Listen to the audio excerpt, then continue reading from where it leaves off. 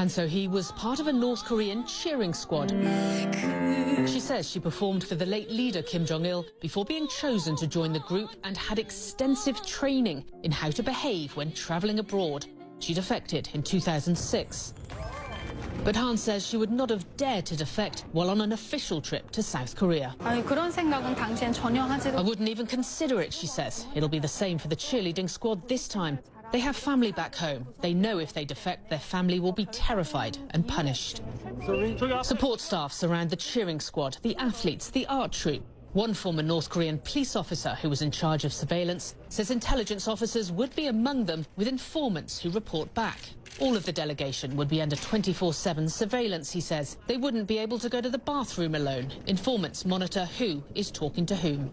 At the Olympic Village welcoming ceremony for the North Koreans Thursday, official CNN spoke to declined to talk about anything beyond the usual pleasantries. The police chief for the Games says North Korea was not allowed to bring its own security.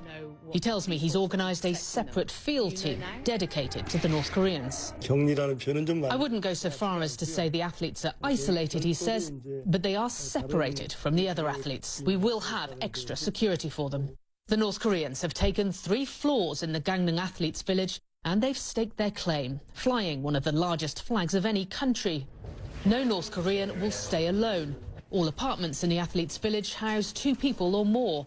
The police chief says there will also be South Korean guards permanently outside their living quarters.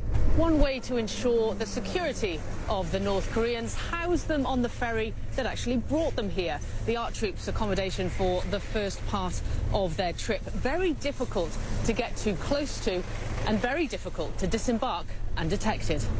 Wherever the North Koreans go, so does the world's media. Han says they were trained in how to deal with that. 아무래도 남한이면 가장 중요한. The most important rule is not to speak, she says. When South Korean reporters ask something, we were supposed to remain silent. Also, we were told not to make eye contact with anyone, which may explain why some in the North Korean delegation do not engage or even smile. Once home, Han says there would be a full debrief and a review on how each person represented their country to the outside world. Paula Hancock's CNN, Pyeongchang, South Korea.